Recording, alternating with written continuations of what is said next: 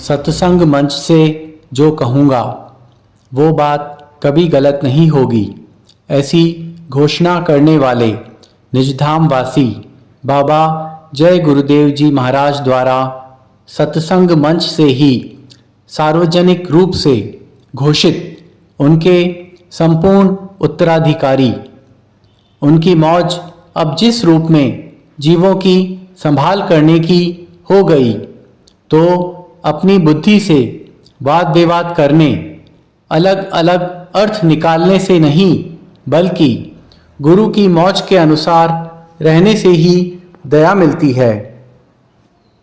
स्वामी जी ने बहुतों को अंदर में, साधना में, स्वप्न में और भी बहुत तरीकों से अपने नए रूप की पहचान करा दी है।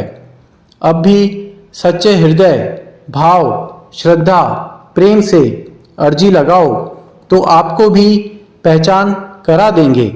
ऐसे गुरु जी महाराज के तद्रूप इस समय के वक्त गुरु, सर्वसमर्थ, सर्वत्र व्यापी, उज्जैन वाले परम पूज्य बाबा उमाकांत जी महाराज ने पन्ना जिला में दिए संदेश में बताया कि भटके को रास्ता, भूखे को रोटी, प्यासे को पानी पिलाने से अधिक पुण्य है जीवों को नामदान दिलाना, मौत की पीड़ा नरकों 84 से बचाना।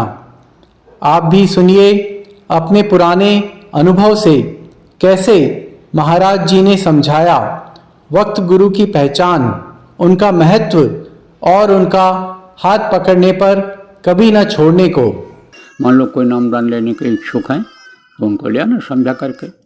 नामदान दिलाना भी बड़ा पुण्य का काम होता है। जैसे भटके हुए को रास्ता बता दो, भूखे को रोटी खिला दो, कहते बड़ा पुण्य होता है।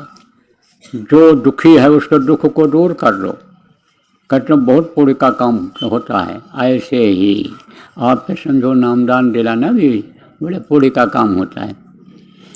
आपको मैं बताऊं, हमारे गांव के पास में एक ठाकुर साहब जुड़े रहे, वो भी ऐसे देखते रहे।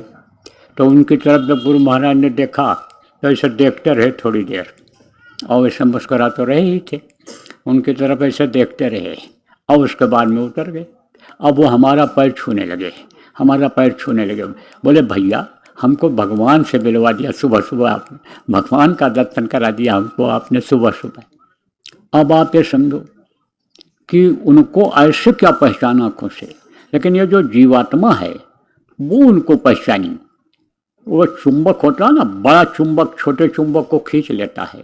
तो जीवात्मा की उनकी वो आवाज़ थी जो उनको पहचाना था कि यह वक्त के भगवान हैं, यह वक्त का। और जब नामदान दिया उन्होंने तो कहो अरे ये तो सब रामायण में नाम लिखे हुए हैं, यही चीज़ तो समझ में नहीं आ रही थी। और जब ये देखो समझाया इन्होंने, कहे भैया बस असली चीज़ तो यही है, यही पकड़ लेना चाहिए। अब वो भजन ध्यान करने लग गए और भजन ध्यान करने लग गए। पूजा पाठ पहले भी करते थे, जाते थे अन्य तीर्थ स्थानों पर उधर उधर, और वो सब समझ गए। कुछ दिन के बाद बेचारे बुजुर्ग थे, खत्म हो गए, चले गए। संभाल किया होगा गुरु महाराज, करते ही हैं गुरु, संभाल करते ही करते हैं। जिनको नामदान देते हैं, जिनका हाथ पकड़ते हैं, छोड़ते नहीं हैं।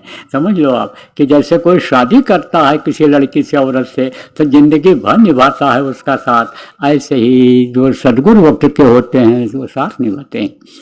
तो बोलो जय गुरुदेव।